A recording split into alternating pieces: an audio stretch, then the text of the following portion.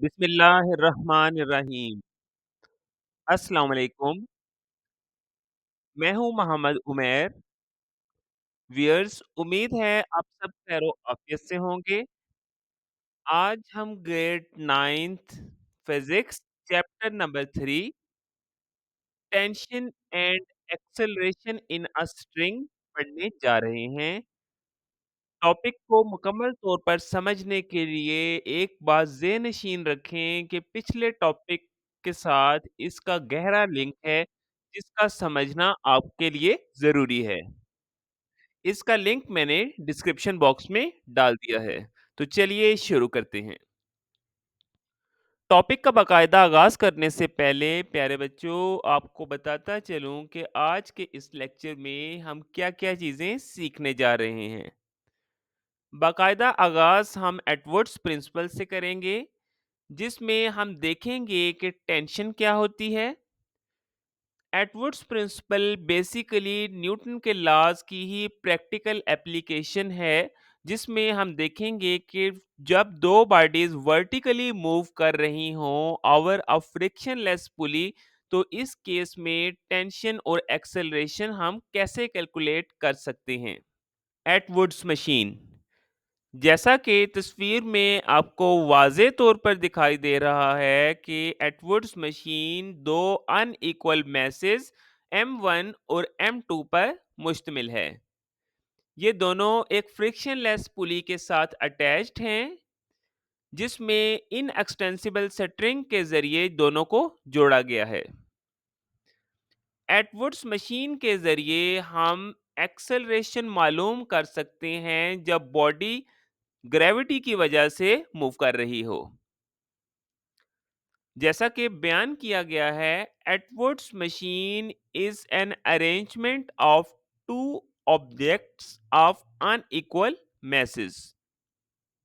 Both the objects are attached to the end of a string. The string passes over a frictionless pulley. This arrangement is used to find the acceleration due to gravity. Clear? Topic को बेहतर तरीके से समझने के लिए tension का concept आपको समझना ज़रूरी है, जो कि एक ऐसी फोर्स है जब स्ट्रिंग के एंड्स को किसी बॉडी के साथ कनेक्ट किया जाता है, तो स्ट्रिंग में एक फोर्स पाई जाती है जिसको टेंशन कहते हैं। An action reaction pair of forces acting at each end of the said element. जैसा कि आप तस्वीर में भी देख सकते हैं, जैसे ही हमने स्ट्रिंग के एक एंड को एक फिक्स्ड पॉइंट के हुक से कनेक्ट किया और ऑपोजिट एंड को वेट से कनेक्ट किया, तो वेट बॉडी का डाउनवर्ड डायरेक्शन में एक्ट कर रहा है। इसी तरह टेंशन उतनी ही मिकदार में अपवर्ड डायरेक्शन में एक्ट कर रही है। दोनों फोर्सेस इक्वल एंड ऑपोजिट होने की वजह से बॉडी अपनी जगह पर स्टिल रहेगी। अब हम आज के टॉपिक का बकायदा आगाज करने जा रहे हैं, जिसमें फिगर को हम प्रैक्टिकली डिस्कस करेंगे। Vertical motion of two bodies attached to the end of a string that passes over a frictionless pulley. Consider two bodies of masses m1 and m2 respectively. Let m1 greater than m2.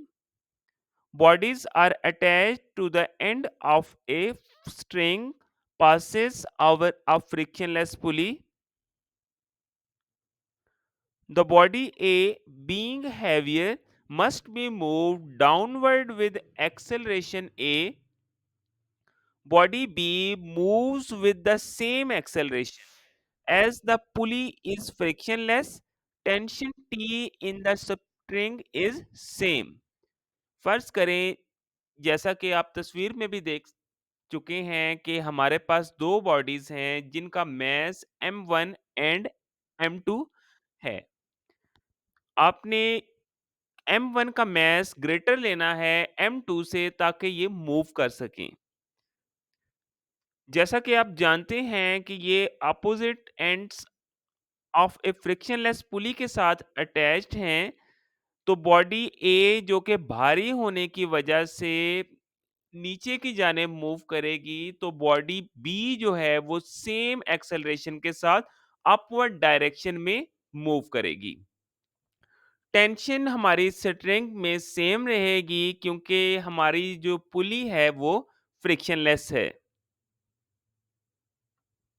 प्यारे बच्चों, अब हम body ए और B पर act करने वाली net force calculate करेंगे। जैसा कि आप जानते हैं कि बॉडी ए जो है वो ग्रेटर है बॉडी बी से, जैसा कि तस्वीर में भी देखा जा सकता है, तो बॉडी ए का वेट ज्यादा होने की वजह से ये थोड़ी सी डाउनवर्ड डायरेक्शन में टिल्ट होगी। तो कुल जो फोर्सेस हैं बॉडी ए की हम मालूम करेंगे। F is equal to weight, क्योंकि इसका ज्यादा है इसलिए ये डाउनवर्ड डायरेक्शन में मूव करेगी। m1g माइनस टी, यह माइनस साइन हमने इसलिए लगाया है जहां वेट डाउनवर्ड डायरेक्शन में है, इसी तरह टेंशन अपवर्ड डायरेक्शन में है। तो टेंशन अपोजिट डायरेक्शन में होने की वजह से हम यहां लिखेंगे माइनस टी। इसी तरह बॉडी बी पर कुल फोर्सेस अमल दरामद जो कर रही हैं, इसमें बॉडी ए हल्की होने की वजह से थोड़ा सा अपवर्ड डायरेक्शन में टिल्ट हो जाएगी, जिसके नतीजे में हमें पता चलेगा कि यहाँ टेंशन ज्यादा है एज कंपेयर टू वेट, जिसकी वजह से ये अपवर्ड डायरेक्शन में मूव कर रही है। तो बॉडी बी के केस में फोर्स इक्वल होगी tension minus weight m2g। Weight यहाँ नेगेटिव हमने इस वजह से लिया है क्योंकि वेट की डायरेक्शन टेंशन की डायरेक्शन के ऑपोजिट है। न्यूटन के सेकंड लॉ के मुताबिक फोर्स एम ए के इक्वल है। तो यहाँ इक्वेशन वन हमारे पास बनेगी m1g minus T is equal to m1a। इसी तरह बॉडी बी के केस में फोर्स इक्वल होगी मास और एक्सेलरेशन के। तो इक्वेशन टू हमारे पास बनेगी T minus M two G equals to M two A. अब हम इक्वेशन वन एंड टू को ऐड करेंगे। m1g minus T plus T minus m2g equals to m1a plus m2a। T और माइनस टी इक्वल और opposite होने की वजह से कैंसिल आउट हो जाएंगे। तो फाइनल एक्सप्रेशन हमारे पास आएगा m1g minus m2g equals to m1a plus m2a। Acceleration वाली तमाम वैल्यूज मैंने एक तरफ लिख ली हैं, जबकि ग्रेविटी वाली तमाम वैल्यूज मैंने दूसरी जानिब लिख दी हैं। इक्वेशन को मजीद सिंप्लीफाई करें तो जी जो कि कांस्टेंट है ये इक्वेशन से बाहर आ जाएगा, ब्रैकेट से बाहर आएगा।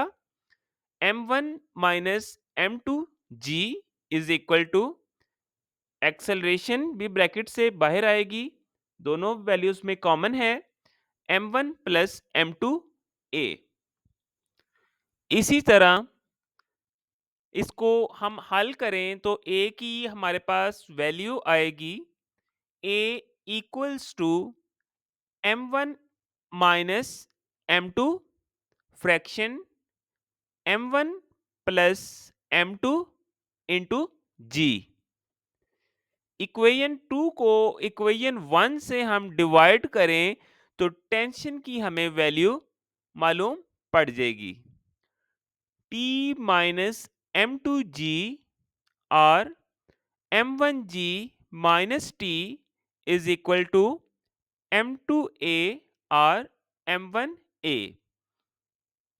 राइट साइड पे एक्सेलरेशन एक्सेलरेशन से कट होगी, इसके बाद आपने मज़ीद सिंप्लीफाई करने के लिए इनको क्रॉस मल्टीप्लाई करना है, जहाँ m1t माइनस m1m2g इक्वल आएगा m2 m1g माइनस m2t के।